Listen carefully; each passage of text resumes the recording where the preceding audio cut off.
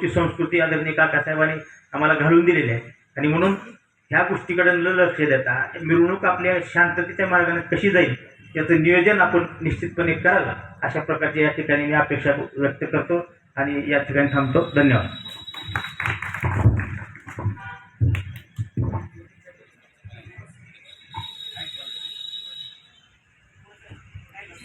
याच्यातल्या आज आपल्याला विशेष मार्गदर्शन करण्यासाठी आपल्याकडे DYSP साहेब इथे उपस्थित आहेत.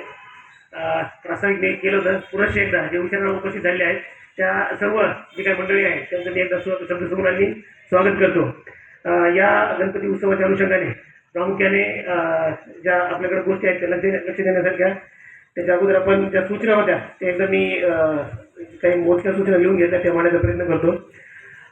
चौधरी साहेबांनी जी सामाजिक सलोखा बिघडवणारी जी काही मंडळी आहे त्या संदर्भाने ज्या भावना व्यक्त केल्या होत्या वेळोवेळी आम्ही त्याचा बिमोड करण्यासाठी काम करीत आहोत. वेगवेगळ्या स्वरूपाचे आपण इथं गुन्हे पण दाखल केले आहेत आणि त्या प्रवृत्तीचा नायकाट कसा करायचा त्या अनुषंगाने आम्ही बिलकुल सजग राहू आणि आपण सर्वजण मिळून त्या जे काही नटोरियस घटक आहेत त्यांचं जरा डिस्पोजल कसं होईल त्या हिशोबानं वर्कआउट करू. गणपती उत्सवाच्या अनुषंगाने डोंगरे साहेबांनी एक मुद्दा मांडला की जरा ट्रॅफिकचे इश्यूज झाले, रोड साईडला ट्रॅफिक वगैरे वाढते, तर निश्चित ती नोट करून घेतलेली मी आहे आणि या गणेश उत्सवाच्या अनुषंगाने रोडवर ट्रॅफिक जाम होणार नाही किंवा जो काही गणपतीचा परिसर आहे त्या परिसरामध्ये ट्रॅफिक जाम होणार नाही त्याची आपण खबरदारी घेऊ. SP साहेबांनी यावर्षी एक नवीन धोरण लागू केलं आहे गणपती उत्सवाच्या अनुषंगाने. एक मंडळ एक अंमलदार, तर प्रत्येक मंडळाच्या ठिकाणी जे मोठे मंडळ आहेत त्या ठिकाणी आमचा एक प्रतिनिधी स्वरूपामध्ये एक पोलीस उभा तिथं आम्ही नेमून देणार आहे आणि त्या मंडळाला ज्या काही अडचणी असतील त्या अडचणी आणि दिवसभरात तिथे काही कमी जास्त गोष्टी असतील त्याचा लेखाजोखा मेंटेन करण्यासाठी आणि त्याचं रिपोर्टिंग आम्हाला आणि वरिष्ठ मंडळाचे असतील किंवा बाकीचे तत्कालीन परिस्थितीमध्ये जे काही विषय निष्पन्न होतात त्या अनुषंगाने, तर त्यासाठी म्हणून हा एक नवीन प्रयोग आहे. तर बिलकुल निश्चित आपल्याला हा गणपती उत्सव चांगल्या पद्धतीने साजरा करण्यासाठी आपल्याला त्याची मदत होईल. अवैध धंद्याचा विषय इथं मांडला गेला. या दरम्यानच्या कालावधीमध्ये गणपती उत्सव शांततेत पार पडावा, कुठलेही विघ्न येऊ नये या अनुषंगाने मागच्या महिन्याभरापासून अशा या घटकांना काहीतरी वेगळं वळण देण्यासाठी जी काही मंडळी कारणीभूत असतात त्यांना प्रतिबंध व्हावं म्हणून मागच्या महिन्याभरात जवळपास आम्ही विविध दारू अवैध दारू विक्री करतात अशा 49 लोकांवर आम्ही प्रतिबंधात्मक कारवाई करण्याचे प्रस्ताव माननीय SP मॅडमकडे सादर केले आहेत. त्यासोबत इतर जे काही गुन्ह्यांमध्ये आणि वेगवेगळ्या त्यांच्यावर केसेस आहेत किंवा त्यांची हिस्ट्री आहे आणि आगामी काळामध्ये ते अशा काहीतरी एखादी परिस्थिती बिघडवण्याचे कारणीभूत ठरू शकतात अशा विविध दुसऱ्या एक 25 लोकांवर प्रतिबंध करण्याचे प्रस्ताव आम्ही तहसीलदार साहेब आणि आमचे ॲडिशनल SP साहेब यांच्याकडे सादर केले आहेत आणि ही मंडळी या प्रसंगामध्ये सामील होऊन कुठलाही गालबोट त्या प्रसंगाला लावणार नाही त्याची खबरदारी घेण्याची उपाययोजना राबवलेली आहे. आता त्यामध्ये तिसरा मुद्दा आहे बापूंनी जो मांडला आणि सर्वांचा तो मुद्दा आहे की मंडळ जे असतात पुढं ढकलायचं कसं किंवा कोणाला किती वेळ द्यायचा. आदल्या दिवसाचं जे काही नियोजन असतं आपलं ते बघितलंय आणि मिरवणुकी जी शेवटचा दिवस होता त्या दिवशी पण आम्ही आणि तुम्ही सर्वांनी सहकार्य केल्यामुळं आपलं एकदम शांततेत सर्व दिवसात पार पडलं होतं. कुठलाही प्रसंग मोठा जो सर्व साहित्य निश्चित येईल तुमची विसर्जनाची जी काही मूर्ती आहे आणि तुम्ही जे काही वाद्य त्या ठिकाणी लावलेलं आहे ते वाद्य सजावट देखावा आणि आपलं विसर्जनाची पूर्ण तयारीनिशी आपण छत्रपती शिवाजी महाराज चौकामध्ये यायचे. फर्स्ट कम फर्स्ट सर्व बेसिसवर जो सर्वात लवकर येईल त्याला आम्ही गेल्या वर्षी नंबर दिले होते आणि कदाचित तीच जी काही यंत्रणा होती पुढे राबवण्याचा तुमचा माणूस होता. याच्यामध्ये कोणाला काय वाटतंय काय बदल केला पाहिजे?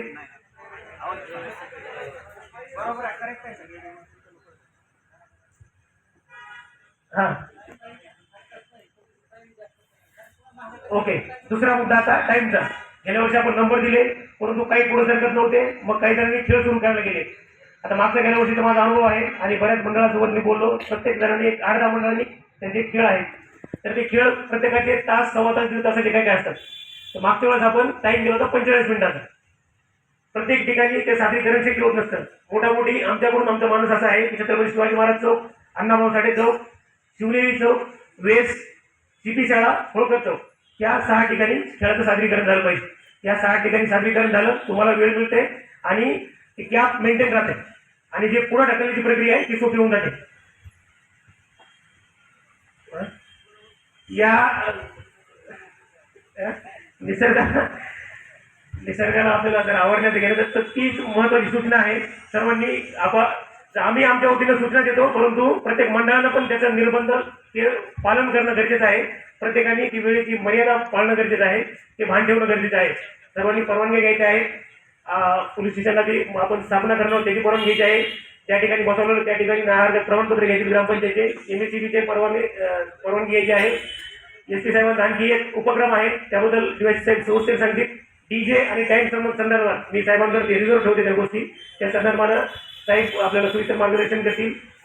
यामध्ये सर्वात जो पुढे ढकलण्याचा मुद्दा आहे त्या अनुषंगाने सर्वांनी आपल्याला जे काही पॉईंट आम्ही सांगणार आहोत त्याचं बंधन पाळावं, वेळेचं बंधन पाळावं आणि जे खेळ करणारे सादरीकरण करणार आहेत शक्यतो त्यांनी पुढे यावं, त्यांनी पाठीमागे थांबावं आणि जे फक्त डान्स करणारी मंडळी आहेत त्यांनी पुढे निघून गेलं तर पाठीमाग त्यांना खेळ सादरीकरण करायला वेळ मिळेल आणि पाठीमागं कोणी अडकून पडणार नाही. गेल्या वर्षीचा असा अनुभव आहे, पाठीमागे नाचणारी मंडळी पाठीमागे थांबली आणि त्यांची पण अपेक्षा होती की पुढचं मंडळ चौकात 45 मिनिटं थांबलं, आम्ही पण 45 मिनिटं डान्स करणार.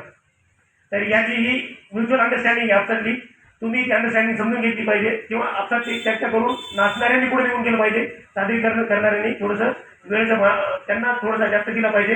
हे एकमेकाचा संवादातला विषय आहे. कुठे काय होते, परंतु पावसाच्या आणि निसर्गाची परिस्थिती बघता मी पुढच्या ज्या महत्वाच्या सूचना आहेत त्यासाठी माननीय SP साहेबांकडे माईक हँडओव्हर करतो. आजच्या या शांतता कमिटीच्या बैठकीला मुरुडचे उपसरपंच हनुमंतराव बापू हजर आहे. डोंगरे साहेब, चौधरी साहेब, पोलीस पाटील, स्टेजवर उपस्थित असलेले सन्माननीय सदस्य आणि प्रत्येक गावातले पोलीस पाटील, सरपंच आणि सर्वात महत्त्वाचे म्हणजे सर्व गणेश मंडळाचे अध्यक्ष या बैठकीला हजर आहेत. जेवढे तुम्ही मुद्दे उपस्थित केले त्या अनुषंगानं आपल्या पोलीस स्टेशनचे API उजगुरे साहेबांनी त्यांना तुम्हाला उत्तर दिलेलेच आहे की आमचं पोलीस खात्याचं हेच म्हणणं असते की तुमचा उत्सव आनंदात शांततेत पार पडावा. तुम्ही जशी गणपती आला की तयारी करता 10-15 दिवस जे काय असतील, त्याच्या अगोदर आम्ही 2 महिने तयारी करतो. आमच्या SP ऑफिसला 2-4 बैठका होतात, डिव्हिजन लेवलला बैठका होतात, पोलीस स्टेशनला बैठका होतात.